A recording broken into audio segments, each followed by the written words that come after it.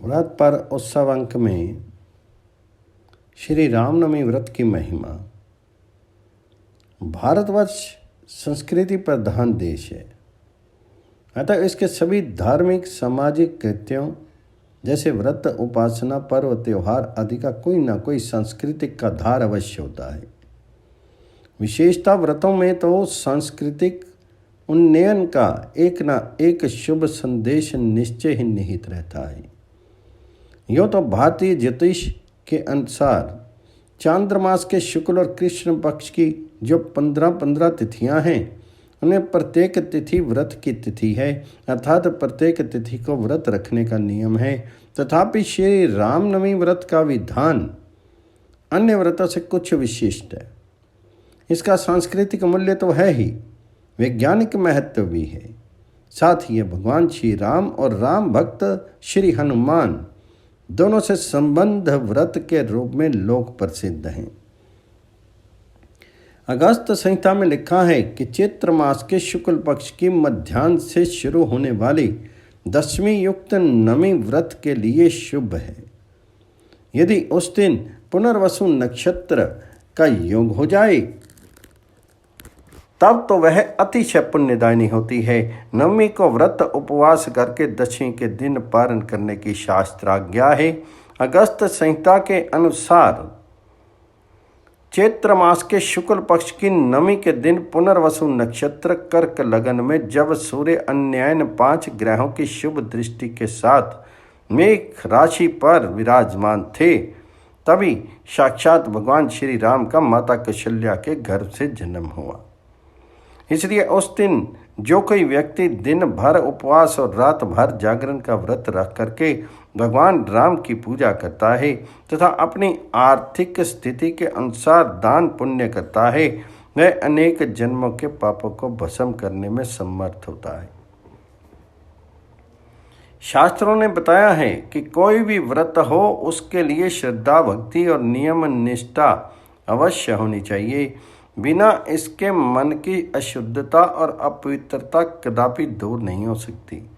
जब भौतिकता प्रबल प्रचंड होकर के संस्कृति को निकलने पर उतार हो जाए तब श्रद्धा भक्ति पूर्ण व्रत उपासना ही आवश्यक होती है। रामनवमी के दिन भगवान राम ने जन्म लिया था, अतः उस दिन उपवास और जागरण के द्वारा उन महापुरुष के कल्याणकारी चरित्र का अनुचिंतन और अनुशीलन होना चाहिए। व्रतार्क के अनुसार रामनवमी का दिन सांस्कृतिक पावनता के एक छत्र राम राज्य का दिन है। व्रत के एक दिन पूर्व अष्टमी को इंद्रिय संयम का पालन करते हुए उषा वेला में उठना चाहिए। शांत चित्त से नित्य कृत्य की समाप्ति के बाद नदी या झरने में स्नान करना अधिक उत्तम है। उस दिन किसी वेद वेदांग निष्णात राम भक्त विद्वान ब्राह्मण का पूजा के निमित्त आचार्य के रूप में वरण करना चाहिए, उनकी पूजा करनी चाहिए। व्रती हविष्यन्न का भक्षण करे तथा आचार्य से राम कथा का श्रवण करता हुआ रात्रि में भूमि पर शयन करे। नवमी के दिन स्वस्थ चित्त होकर के आचार्य के निर्देश के अनुसार घर के उत्तर की ओर एक सुंदर और सुसज्जित मंडप बनवा करके उसमें राम पूजा का उत्सव करना चाहिए। दिन में 8 पहर राम की कथा और उनका कीर्तन तथा स्तोत्र प्रार्थना आदि के साथ गंध, पुष्प, अक्षत, धूप, दीप, कपूर, अगरू, कस्तूरी आदि पूजा द्रव्यों से भगवान राम की प्रतिमा की विधिवत प्रतिष्ठा तथा अर्चना करनी चाहिए। साथ ही माता कौशल्या तथा आर्य श्रेष्ठ श्री दशरथ, हनुमान आदि की पूजा करनी चाहिए। हवन और वेद पाठ भी कराना चाहिए। इस पूजन और वेद पाठ रूप सांस्कृतिक उत्सव से वातावरण की शुद्धि हो जाती है, जिससे महामारी आदि जनपद ध्वंसी या देशव्यापी रोगों का प्रकोप शांत हो जाता है। जब तक हम तन, मन और वचन से शुद्ध नहीं होते तब तक ना हमारा सांस्कृतिक उत्थान ही संभव है और ना हमें कोई आध्यात्मिक लाभ ही प्राप्त हो सकता है। इसलिए आज के दिन ये संकल्प किया जाता है, सब पापों के क्षय की कामना से मैं श्री राम की प्रसन्नता के लिए श्री रामनवमी व्रत करूँगा। श्री राम तो भगवान हैं, अतः उनकी प्रसन्नता के लिए हृदय की पूर्ण पवित्रता अपेक्षित है। रामनवमी के दिन स्वयं भगवान जी ने नर लीला करने के लिए राम के रूप में अवतार लिया था, जबकि रावण और उनके दुर्दांत सहायक राक्षसों का अत्याचार बढ़ा हुआ था और सज्जनों का अस्तित्व संकट में था। वे हर पल असुरक्षा के बोझ से ग्रस्त थे। राम अवतार का कारण बताते हुए वृत्रराज कहता है, रावण के वध, दानव के विनाश, दैत्यों को मारने तथा धर्म की प्रतिष्ठा एवं सज्जनों के परित्राण के लिए स्वयं श्री हरि राम के रूप में अवतीर्ण हुए। रामनवमी के दिन हमें जन जन में व्याप्त उनके ज्ञान गम्य रूप के दर्शन के लिए अपने हृदय को संकीर्णता से मुक्त करके ज्ञान की सीमा को विस्तृत करना होगा। तभी हमारी यह राम प्रार्थना विश्वमूर्ति नमः, ज्ञान गम्याय नमः, सर्वात्मने नमः सफल होगी।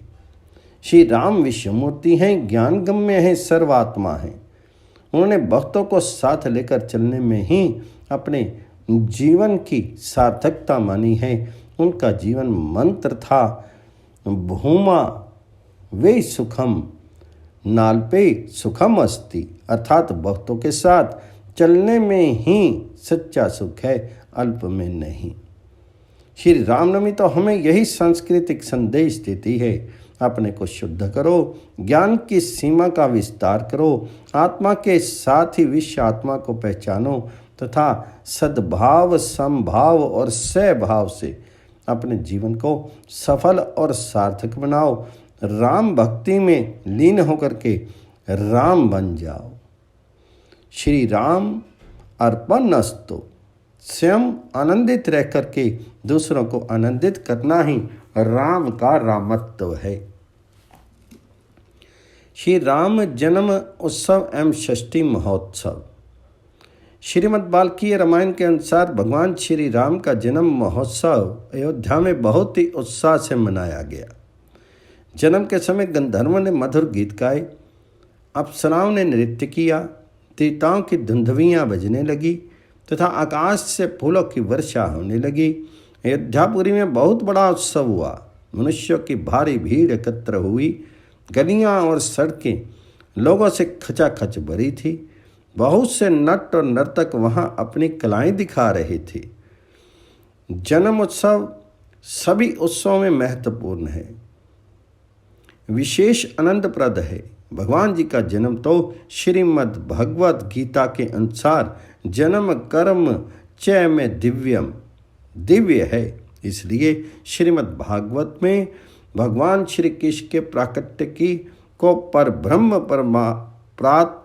परमात्मा का प्राकट्य बता करके नंद उत्सव के रूप में वर्णित किया गया है और इन दोनों उत्सवों को आज भी व्यापक रूप में मनाने की परंपरा स्थापित है।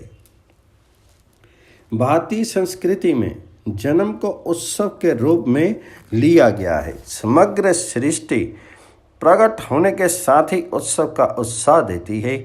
महाकवि कालिदास ने अभिज्ञान शकुंतलम नाटक में वर्णन किया है कि शकुंतला के द्वारा लगाए गए पौधों में प्रथम बार पुष्प लगने पर उत्सव मनाया गया। तात्पर्य यह कि हमारी संस्कृति में जन्म चाहे वह पशु पक्षी अथवा वंशपति का ही क्यों ना हो, विशेष आनंद की अनुभूति करा देता है। भगवान जी का जन्म होना तो परम आनंददायक होगा ही। भारतवर्ष में अवतारों की जयंतियाँ उत्सव के रूप में मनाई जाती हैं। अयोध्या, जनकपुर, जयपुर और अन्य छोटे बड़े नगरों ग्रामों में राम जन्म उत्सव के छठे दिन छठी उत्सव मनाया जाता है। श्रीमद् देवी भागवत के 9 स्कंद में नारद नारायण संवाद के रूप में षष्ठी देवी का स्तोत्र मिलता है। रेवासा पीठ सीकर राजस्थान के संस्थापक श्री अग्रज देव आचार्य जी की वाणी में छठी प्रकरण वंशावली के रूप में मिलता है। बाल अधिष्ठात्र देव्ये च षष्ठी देव्यो नमो नमः। पूज्याय स्कंदकांताय सर्वेशाम सर्वकर्मसु देव रक्षणकारिण्ये षष्ठी देव्यो नमो नमः। आगे चल करके श्री झांझूदास जी हरसोली जयपुर के वंशज संत कवि श्री सिया सखी जी ने इसे व्यापक रूप प्रदान किया। श्री सिया सखी जी का स्थिति काल विक्रमी संवत 1899 के पूर्व है। हरसोली ग्राम के श्री रघुनाथ मंदिर में इसका छठी प्रकरण संग्रह के रूप में प्राप्त है। महात्मा अग्रदास जी और गोस्वामी तुलसीदास जी की वाणियों के अतिरिक्त सिया सखी जी के पदों का समन्वय छठी उत्सव को सुव्यवस्थित स्वरूप प्रदान करता है। राजस्थान, उत्तर प्रदेश और बिहार के अनेक मंदिरों में छठी उत्सव के सहस्त्रों पद मिलते हैं, पर श्री सिया सखी जी ने इन्हें उत्सव क्रम से स्वरचित पदों के साथ अपने षष्ठी उत्सव प्रकरण में संग्रहित किया है। उनमें से कुछ पद दिए गए हैं। पहला है बंदऊ पद सरोज सब केरे, जे बिनु काम राम के चेरे। देव दनुज गंधर्व सुहाए, मुनि जन नाग बिमल जस गाए। राक्षस भूत प्रेत बैताला, उरग पिशाच और दिक्पाला। साकनी डाकनी जे भव चरही, गुण अवगुण सब जग में कहीं। रामलला के परम उछाहू, विघ्न न करे बंधु सब काहू। सिया सखी सब बहन सिर नाई, देहु राम पद भगत सुहाई। दूसरा है राम प्यारे की छटिया। रानी कौशल्या वारी गोद लिया हैं, जिन देखी सोई थकियां। राजा दशरथ बैठया दान देत है, मंगल गावत सखियां। संत सखी ऋषि राज कृपाते, खास खवासी में रखियां। तीसरा है सुन लीजियो जी महाराज, बधाई भूप धरा। सहनाई सरसाई सप्त सुर, नौबत बाज झड़ा झड़ा।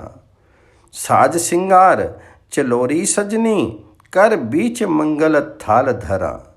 सिया सखी मुख काजर लपटो, रावल राई लोन करा। चौथा है दाई पीरो ले पहराई। मणिगन भूषण बसन सोहने, ले सिर ताज कराई। नेगन छावर पाय लला की, उमंगी अंगन माई। चिरंजीवो कुशल्यानंदन, देत आशीष सुहाई। आनंद भरी खरी रावल, मैं बोलत ही हुलसाई। करहूँ अजाचिक बाहुर न जांचूं, ये दरबार बिहाई। राम लला के नैना निरखूं, अपनी गोद खिलाई। सिया सखी के ये अभिलाषा, मांगत मोद बधाई। पांचा है झूलत चार कुंवर एक ठोर। अवध अजीर मंदर मंडप, बिच मनमथ को चित चोर। मोद भरी सखियां सब उमगी, मथुरे देत ही लोर। सिया सखी लखी श्याम मनोहर, भई शारद मति भोर। छठा है रघुवंशी जजमान, तिहारो दाढ़ी आयो। राम जन्म सुन के आयो, राख हमारो मान। एक बेर हो पहले आयो, जब कौशल्या भ्याई। दे गहनो दाड़न पहनायो, बहुत बधाई पायो। जन्मे भरत शत्रुघ्न लक्ष्मण, रघुपति परम उदारा। चारों मेरा नेग नबेरो, दशरथ जो दातारा। बड़े ही व्यस सुत दिए बिठाता, तब ही आए हूँ गायो। अस गज रथ सोनो मोती दे, जस बितान जग छायो। करहाँ बाजी दिए कर जोरी, कनक रतन भरी नाक। बहुत दूध की महछी दीनों, फले हमारे भाग। मेरा आज तिहारा घर की, औरन सो नहीं काज। फलो असीस हमारे मुख की, बड़ो वंश कुल राज। करहा की गति नाचन लाग्यो, दाढ़नी हुरक बजाई। कुशल्या के कई सुमित्रा, मानक मुट्ठी उठाई।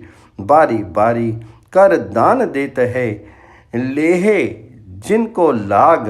दियो दुशाला किए निहाला, और गुदी के बाग। रतन जड़ित ठोटा पहनायो, ठोडी कुंडन कान। महाराज दशरथ ते ही अवसर, हाटक दीनु दान। गाय भैंस घोड़ी मकुलाई, मेली गूंदी में हांस।